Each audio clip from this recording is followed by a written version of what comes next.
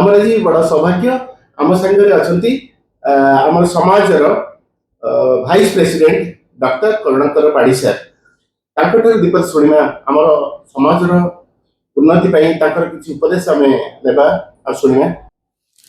जय जगन्नाथ।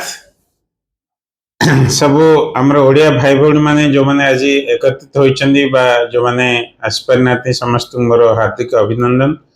आज ये जो उत्कल सांस्कृतिक समाज तरफ ये जो गैदरिंग कराई एटा गोटे बहुत आनंदर दिन आम समस्त को एकाठी यही विशाखापट्टनम रे एकत्रित होबार एक सुजोग मिली, एक जगह मिली आ जोठी प्रभु श्री जगन्नाथ निजे विराजमान करिसेंती सेटा देखिबा पई आम भितरे आमर भाईचारा आगे नवा पई एटा गोटे सुवर्ण सुजोग कहले अत्युक्त हो नहीं। आज ओडिया खाद्य विभिन्न अपा भाई माने तैयारी करी आनी परिवेशन करछन्ती, बहुत सुस्वाद्य खाद्य आपण माने एंजॉय करथिबे। आउ ता सहित आज गोटे बहुत बढ़िया ड्रामा भी अनुष्ठित होबाक जाउची राजेंद्र प्रसाद साहू सरकर डायरेक्शन रे। एटा हमर ओडिया संस्कृति को आगे नेबा पई गोटे इम्पोर्टेंट स्टेप। विभिन्न कला भितर यही जो नाटकीय कलाटा भी गोटे प्रकार कला जोटा कि आमे यही प्रवासी ओडिया होई मध्य विशाखापट्टनम रे यही प्रकार कार्यक्रम आमे करूछु। आ जो माने हमर उत्कल संस्कृति सहित समाज सहित जड़ित अछन से माने जानिथिबे जे एठारे केमति आमे विभिन्न प्रकार कार्यक्रम करूछु। हमर विभिन्न दिग अछि, गोटे जोटा कि बहुत इम्पोर्टेंट दिग कहवा सेटा होछि हमर स्पिरिचुअल दिग बा हमर आध्यात्मिक दिग जोटा कि आमे बजाय रखिचे।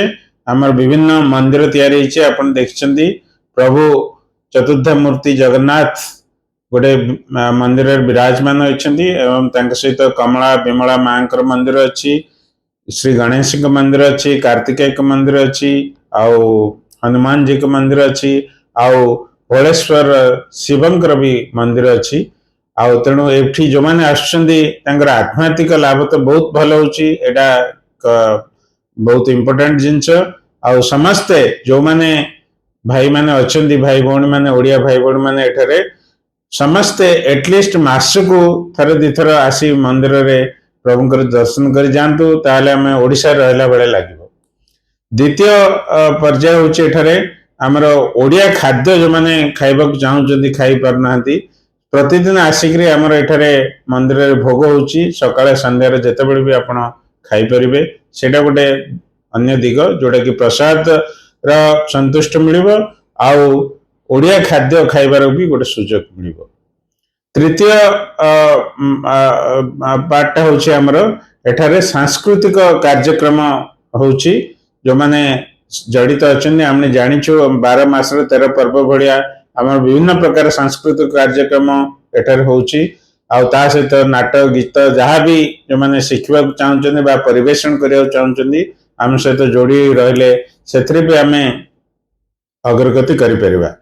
तेणु या सहित आमर मूल लक्ष्य उत्कल संस्कृत समाज जो आमर आगरू जो माने आसी एठारे तैयारी करी जाइछन्ती एटा गोटे हमको अवदान कहले अत्युक्त हो नहीं।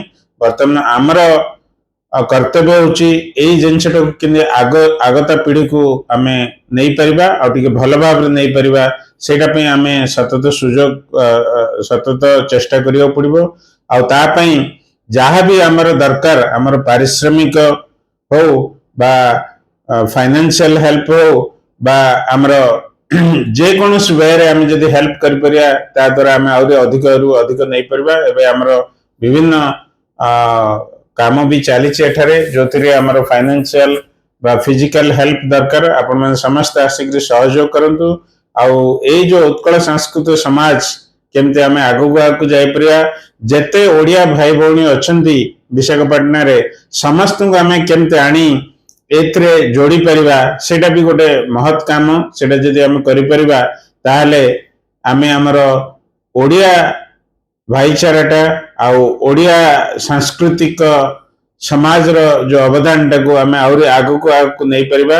आउ हमको ଫିଲ୍ ହେବନି ଯେ ଆମେ ଆସି ଗୋଟେ ଓଡ଼ିଶାର ବାହାରେ ଅଛେ।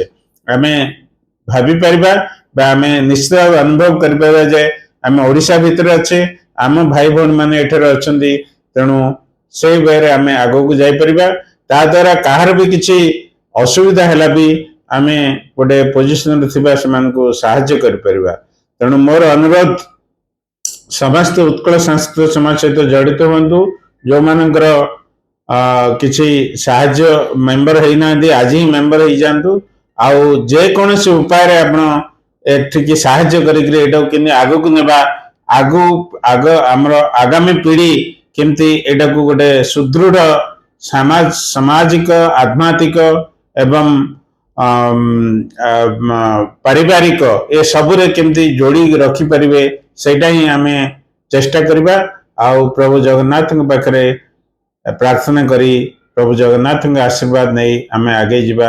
ଏତିକି କହି ମୁଁ ମୋର ବକ୍ତବ୍ୟ ଶେଷ କରୁଛି। ଜୟ ଜଗନ୍ନାଥ। ସାର୍, ଆପଣଙ୍କର ମୂଲ୍ୟବାନ ମତାମତ ପାଇଁ ଆପଣଙ୍କୁ ବହୁତ ବହୁତ ଧନ୍ୟବାଦ।